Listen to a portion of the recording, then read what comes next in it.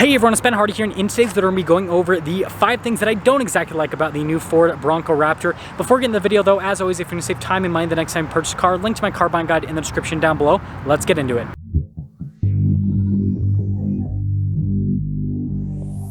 Now, number 1 is the acceleration. So first off, if you want to see the real world acceleration with the Bronco Raptor, go watch my review on the main channel. But all you need to know is this has a turbocharged 3-liter V6 that goes through a 10-speed automatic transmission.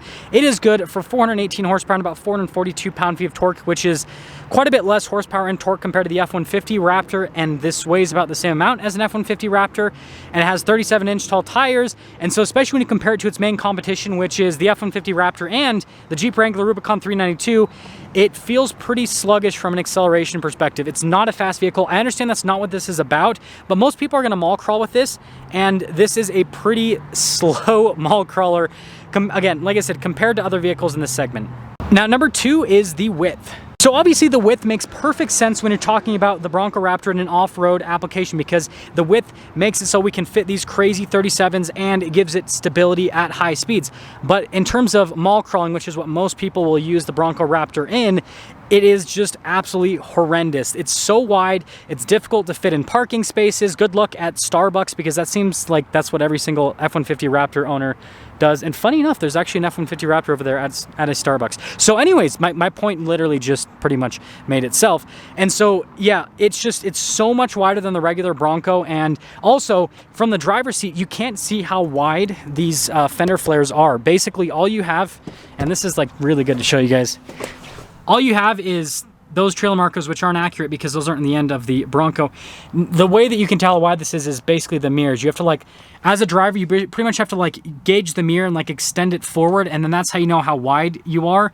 And so it's kind of annoying from a daily driver perspective. Now, number 3 is the sound. So this has a valved exhaust just like the F-150 Raptor, so you think it would sound pretty good. And again, if you want to hear exhaust clips and everything, we'll include that in the main channel video. Always gotta make you guys go back to the main channel.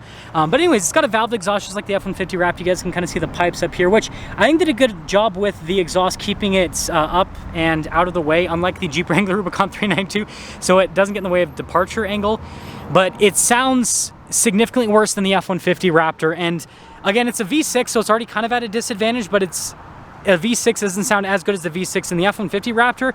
And so this is the worst, not the worst, so what's the best way to put this? This is the worst sounding, yeah, we can say that, worst sounding Raptor, basically. Now, number 4 is pricing. Now, this pretty much just applies to pretty much every single modern off-roader. They have gotten extremely expensive. This sticker's for over $80,000. The new Jeep Wrangler Rubicon 392 loaded up stickers for like almost $90,000. An F-150 Raptor stickers for like $90,000 fully loaded. So again, it's pretty much every single modern off-roader.